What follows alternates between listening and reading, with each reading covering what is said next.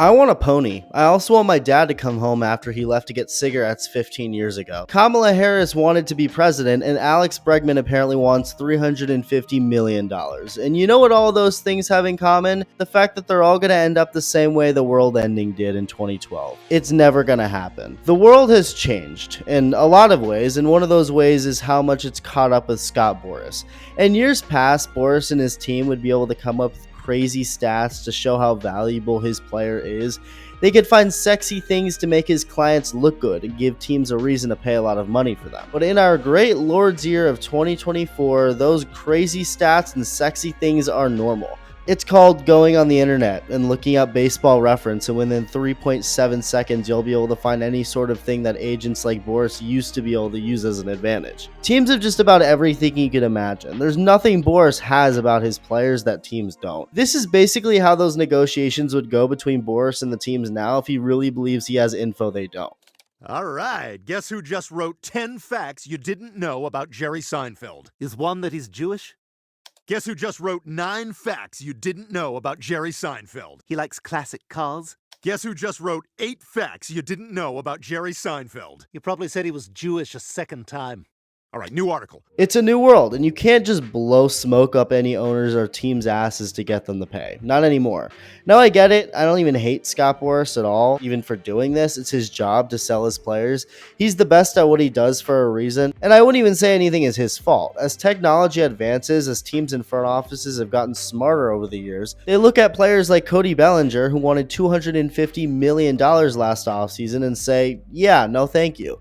And when he asks for $200, they say, great, but have a good one. And when he asks for $150, they ask if they're going to have to block him, if that's what it takes for him to stop reaching out. The numbers are right there for anyone in the entire world to see as to why players like Bellinger, who might have gotten a bigger contract 10 years ago, won't now, and why it's pretty obvious why he shouldn't and why he didn't.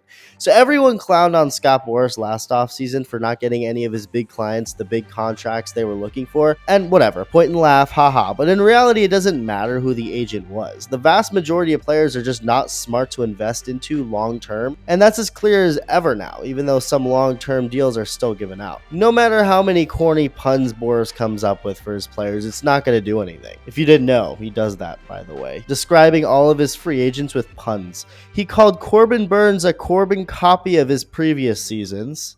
Anyone? Anyone? No? Okay. For Soto, he said behind every great magician is the magic wand. Nothing? Referring to Blake Snell, he said the Snelling salts have created a lot of whiffs. The market has definitely awakened to Snell. Nope. Okay, and for Bregman, he talked about him providing the Astros with that infusion of championship blood, and everything about him is AB positive. Yeah, I had to put a laugh track because I know none of you were laughing. So when Scott Boras comes out reportedly looking to get Alex Bregman on an 11-year, $350 million contract, that's literally like me asking for GTA 6 to come out tomorrow. There is no reason anybody would take that seriously, and if anything, should only deter teams from negotiating at all, because it's not even a real conversation at that point. The report came from Ken Rosenthal, who didn't specifically cite Boras as saying this, but I don't know why he would just also throw this out there either. And considering it's Boras, it's not unrealistic for him to think like this, even if it's the most ridiculous ask. So if this is true, Boras must have just somehow woken up thinking it's 2019 when Alex Bregman had an insane season with ridiculous stats across the board, finishing second in the MVP voting. That's great. And a player with the numbers he had in 2019 and overall that far into his career could have legitimately asked for a $350 million contract, for sure. Unfortunately, Bregman's since played 5 more seasons after that although we're good, nowhere close to his 2019 production. Maybe Boras, for some reason, thinks everybody forgot about the last 5 years. If so, that's a very bold strategy to use unless he's in the process of creating that Men in Black memory erasing device, or is secretly friends with Doctor Strange getting ready to erase everyone's memory of Bregman post-2019. The comparison Rosenthal used when saying what he suspects Boras will look for is the Manny Machado Padres extension that happened before the 2023 season. But there are 2 reasons that invalidate why you should be comparing the two. For one, Manny Machado has more or less been upfront about what he is as a player during his career, year, meaning he's been consistent with the types of years he's had and the type of production he's put up.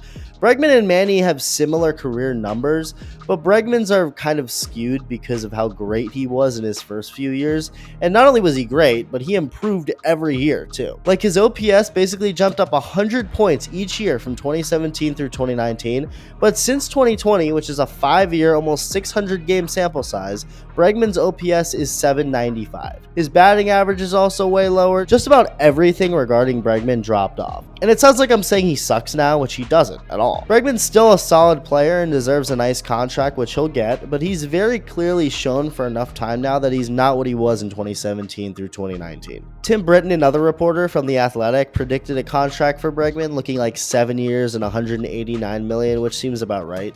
I'd say that's fair and realistic, which means he doesn't even deserve a $200 million contract, let alone $300 million, let alone another $50 million tacked onto that. Are you joking? The second reason why the Machado contract is a bad comparison to make is because context is important. That contract was given to Machado by the late Peter Seidler, who was pushing hard for a championship knowing his health wasn't in good shape.